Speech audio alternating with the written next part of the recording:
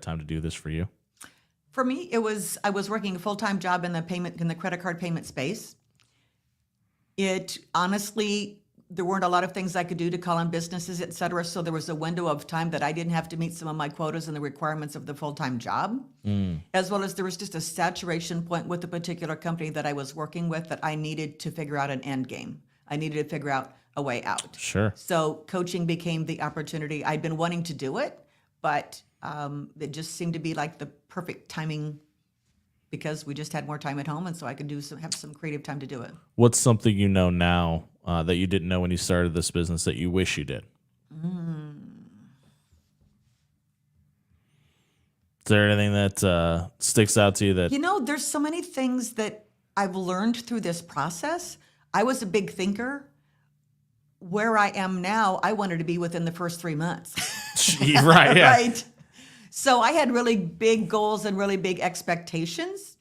I'm really, really glad I invested in a lot of coaches to learn how to create a coaching business. I knew what to offer to my clients, but I didn't know how to create a coaching business. And I paid, some good money for a lot of coaches. I probably kissed some coaching frogs, so to speak. Sure. But I learned from every single one of them. So do I wish I had known it before? Yeah, it's always great to go look in hindsight and say, I wish I would have known that. But at the same time, look at the journey that I've had, look at the people I've learned from, look at the connections I've had with people. I wouldn't be where I'm at and probably have an appreciation or the growth I've had in my business if I'd known all this stuff right now. We're obviously the main characters in our own stories, right? And we talked to Dr. Jake Anderson yesterday and from Essential Motion Spine and Sport, and he said something that I can't believe I haven't heard more of in this room. And like, I'm paraphrasing here, but essentially, when I opened my doors, it amazed me that I didn't have all these people that I knew and their kids, and essentially because I'm wonderful, why wouldn't everybody want to work with me? Type scenario, right? Which I think every business owner has, and because it's your passion in your mind, and how wonderful it is, but you can't get the information out there fast enough to probably result in the expectation that you have built up in your own mind. And obviously, to your point, it takes time. Is that a common misconception with business owners? I think, yes. The thing that they don't do is marketing. The thing that they need to cut back on, if money is tight, they cut back on marketing. And I'll also say, if there's probably one thing I wish I knew is that I've been in sales for more than 3 decades. I'll just put it at that, right? I've been in sales for a long time. Marketing and sales are like a teeter-totter. They're opposite of each other. Oh, wow. It's like marketing is like going downhill and water, I think of downhill skiing and water skiing. Water skiing, I'm like going backwards. Right. If you're downhill skiing, you're going forward. It's that yin and yang back and forth. I've been in sales. I'm really good at selling. I can teach a lot of people about how to sell. You have to have somebody to sell too. Exactly. Yeah. But marketing makes me go, so the whole marketing piece, and of course I'm playing right into Pixel Fire and Dan and all those guys. They're so good there. Yay, Pixel Fire for sponsoring this. But marketing is a whole different animal. It's a whole different way of thinking. And it's really about putting things out there and hoping someone catches it. You have to have a big enough bait for people to want to bite on that bait. You got to get people engaged, and if people aren't engaged, they're not going to buy from you. I don't care if they're your best friend's neighbor. You have to have trust, and you have to have intrigue. And if those two things aren't there, nobody's going to buy from you. And we're talking to Lynette Sorrentino here from Chaos to Boss here on the Spotlight Omaha podcast, brought to you by Pixel Fire Marketing inside the Pyramid Contractor Studio. One of the questions we ask every single day on this show is about work-life balance, and obviously you're the best to ask about this because it's basically what you guys do. But when somebody is a working mom that's also has a husband that has a business and they have 2 kids and they have to pick them up from school and they've got to be able to market and sell and advertise and make sure they have some time to put their phone down and be with their family, why is that always such a struggle for seemingly the type A personalities that usually you have when you're talking about people that own a business? Man, that's a long answer to that question. Or there is a long answer to that question. I mean, because it's so broad. I mean, it's broad in terms of when you think of all the complexities of that scenario with someone. You know what I mean? I don't mean to shorten what you do right? or demean it, but like Is that kind of why you're able to do the business that you do, because it is such a struggle for some people? Yes. Yeah, okay. And that's the reason why I wanted to do it, because I get emotional about this. It breaks my heart when I see random texts from a Facebook post about kids not feeling valued and worthy because their Sure. parents are looking at their phones, their parents can't be at their activities. Why do we do what we do? Yeah. What do we want our kids to say about us in our legacy and as we go down the road and grow up? But we're caught in this trap of keeping the roof over our heads and keeping the lights on and keeping food and doing all this stuff with activities with the kids. So oversimplified, one, who taught us how to plan and organize all of that? No one. Yeah, there's no manual. There's no manual. Sure. No one's taught us how. So I said, I can create the manual, honestly. I said, I know that there's a way to do that.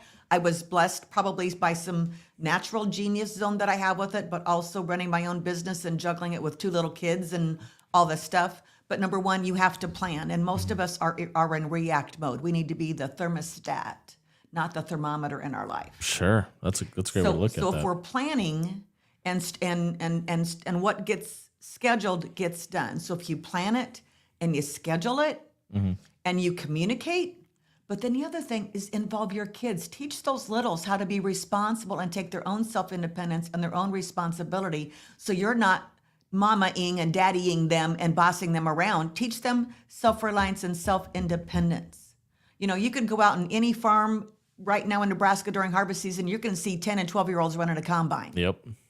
They've been taught self-reliance and independence. We need to bring that to everywhere and teach our kids that, and that would create or eliminate a lot of the chaos that we have. You also help with public speaking. What are some of the common fears in public speaking? What are some of the common factors in getting over it? I think a lot of the biggest thing about public speaking, and even people even going on to doing a Facebook Live, is imposter syndrome. Sure. It's the imposter syndrome of, do I really That have word has value? been coming up a lot in this room lately, by the way. What do I have to share? What is worth the value? Yeah. And I'll remember when I was brand new in my direct sales business, I was getting ready to do my first skincare class. And I was afraid I wasn't going to have the first perfect skincare class. You know what? Nobody ever does. Exactly. Yeah. If you're the expert, if you've been down that road, I look at a lot of the things I'm teaching with my coaching clients, and some of this part of my journey, I may only be 2 or 3 steps ahead of them instead of 20. Sure. But I'm still 2 or 3 steps ahead that I can help them and give them something to offer that they don't have to worry about. So I think that public speaking thing is, what are people going to think of me? There's always that public speaking thing. But what are you passionate about? And when you get that passion about it, then some of that rest of that goes away. I think I asked you the wrong question to start this interview, because I asked you where your passion for coaching comes from. But I think your passion comes for people. You've talked now about 12-year-olds on combines. You're talking about, hey, even if I'm just a couple steps ahead of this person, I'm still ahead enough to help them. Where do you think that portion of just wanting to help people comes from? I don't know. Okay. I don't know. I think it's just in my genes. A weird, funny story, and I'm really dating myself here because I'm a boomer. And I remember watching, did you ever hear of Bob Hope doing USO shows, right? Absolutely. Yeah. When I was a kid, I wanted to somehow go and go perform to the troops and be on tour with Bob Hope and help the troops. Yeah. There's just this inside part of me that just wants to help people. I don't know. And, and there's a balance with that because I've also been an enabler. Sure. Yeah. So, I think those two things kind of go hand in hand. Exactly. I didn't mean to make you emotional. I apologize. Okay. That's okay. But that shows in your work as well, because one of the things you offer is free consultations to people to be able to just get in front of them and show them how you can help. Why is it such a big deal to be able to get in front of the right client, but also give them that opportunity to not charge them for it, but show you can help at the same time? I think that hiring a coach is like dating. That's a good point. It has to be the right fit for both of you. Yeah. I've had clients that have been joys. I've had a couple that I've fired. All right, throw them out there. Who are they? No, I'm just, don't do that. Right. Because they weren't engaged. So I don't want to, I'm not going to take someone's money if that's not if the expertise that I have to offer is not what they need, I'm going to walk away. That's what I've always done in my world of sales, and this is no different as far as a business transaction. If I cannot give them value and be the coach that they need for what they're looking for, I'm going to suggest someone else. You chose to leave corporate America, and with that comes a lot of securities. Obviously a biweekly paycheck, and you know where it's coming from, et cetera, et cetera, et cetera. It happens to everybody. I mean, anybody that started, that's left a 9 to 5 to start doing it on their own, eventually at some point misses that stability. Yeah. But other times, there's times where you don't miss it. How do you balance that fear of, hey, business is a little slow this month, versus, hey, things are going great, and make sure that you're focused on what you do versus the fear of running back to find a 9 to 5? Yeah. I became self-employed in 1988. Wow. And I was working 3 jobs and 60 hours a week. Yeah. And moved into, getting rid of those 2 jobs and getting rid of the other thing. And I guess the way I see it is that corporate job, if it's fulfilling and you love it to pieces, stay there. But if you're not feeling like if you're finding yourself saying there's more in life, then you need to do something different. And for me, I wanted to have more control over my income, over my flexibility, over my life, over my vacations. So to me, it's like it's all up to me. One of my friends said, you can sell yourself out of any hole you get yourself into. That's a good point. You can create your own economy. So I don't want to be at the mercy of a layoff. I don't want to be at the mercy of how many vacation days I have. I don't want to be, my son is type 1 diabetic. He's been diabetic for 17 years. So you got to be around to be helpful. Yeah. Exactly. So, really, it's just me taking responsibility for me, and maybe call me control freak or whatever. I've been called that too. There's worse things to be called. Exactly. Yeah. So I look at it as like it's all up to me, and I'm willing, and I want to be it up to me because then Is that always a good thing? No, it's not. Sure. It's not. I've learned over the last few years with Chaos to Boss, there's a lot of things to let control of.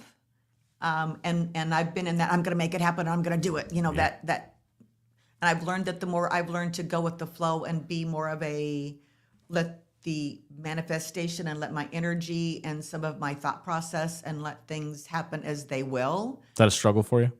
It was. Yeah. It's not as much anymore, but I've been intentionally practicing it for a while. But I've learned that my business and life has been far greater when I quit trying to do it myself. Sure. So there's always a yin and yang with everything, with our strengths and our weaknesses. We usually ask this as one of the last questions. I've already kind of brought it up, but I don't want you to sell the secret sauce here for free on this podcast. But what are some of the things that you do personally to be able to be a mom, to be a business owner, to be available for the people you love, but also still be able to help people when it's maybe not directly related to your business?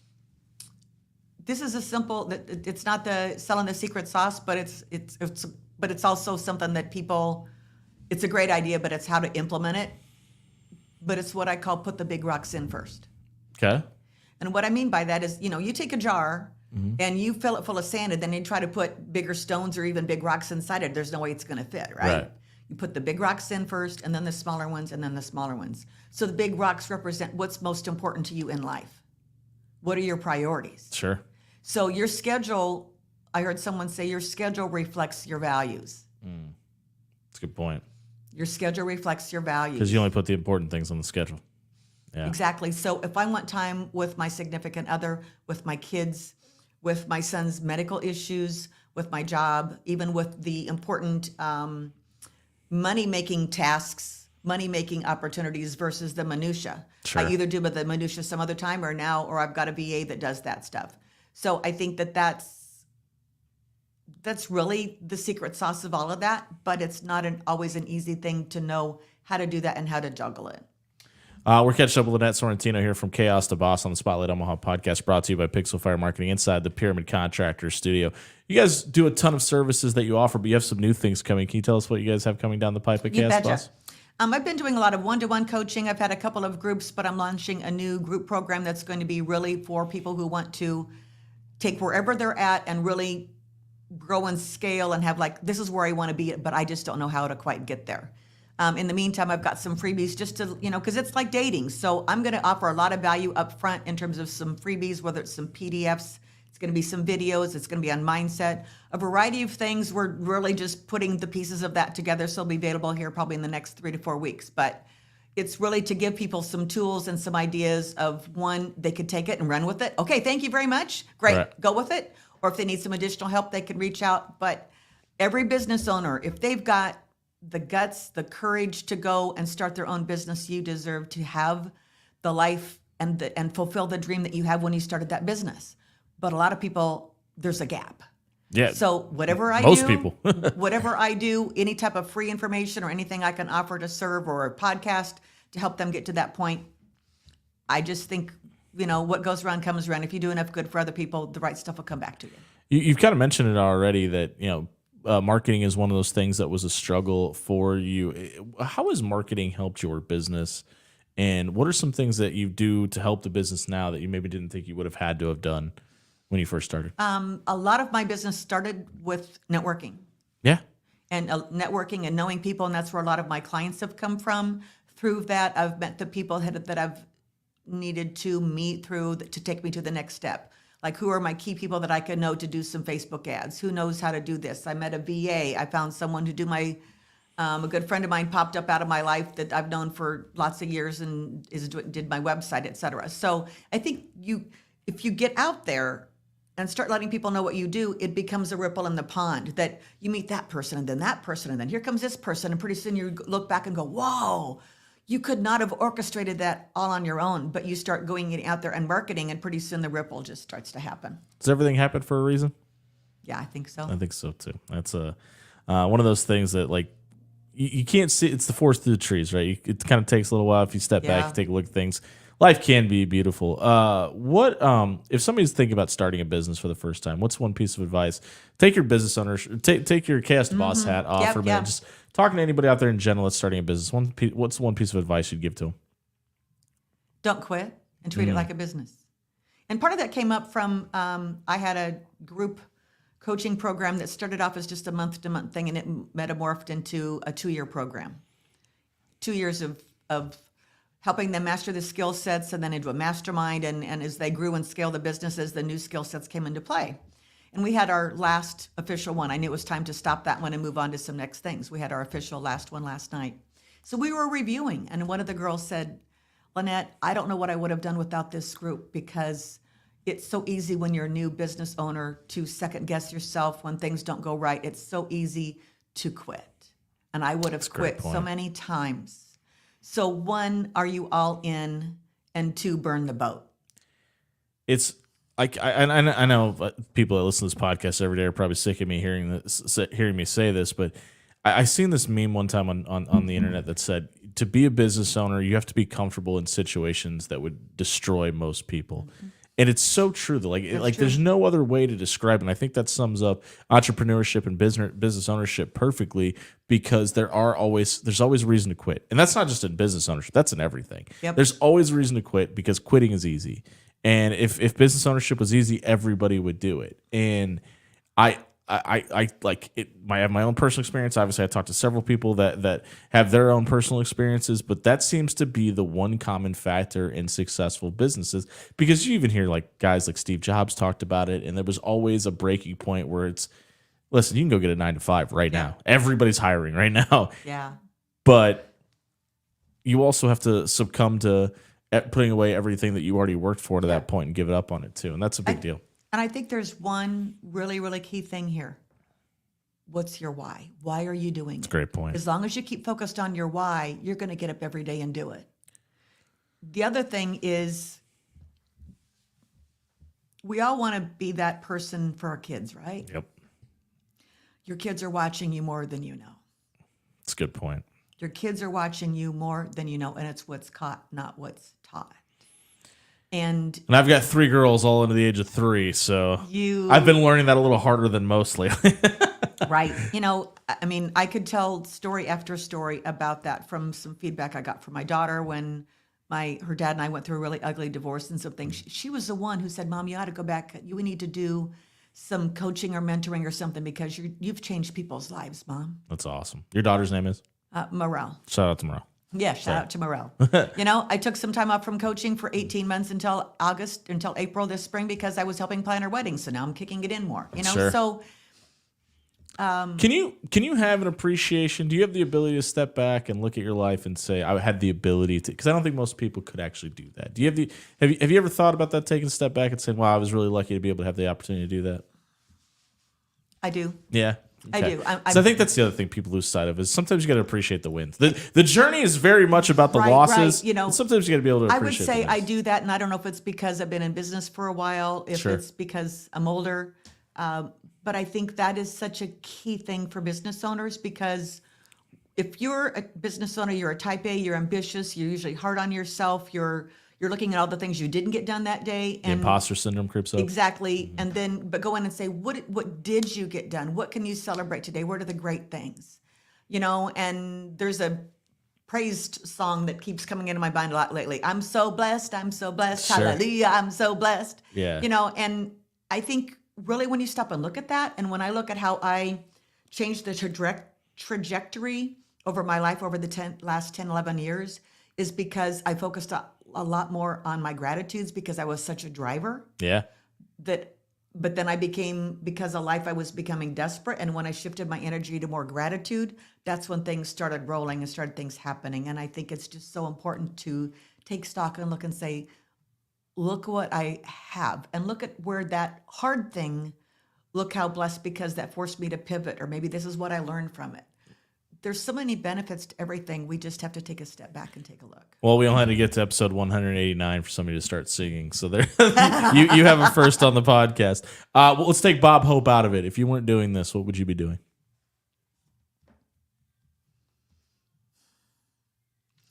If I weren't doing this, I probably would be doing some sort of a passion mission project ministry. That's one of the next things that's on my list. How big of a role does God play in your business?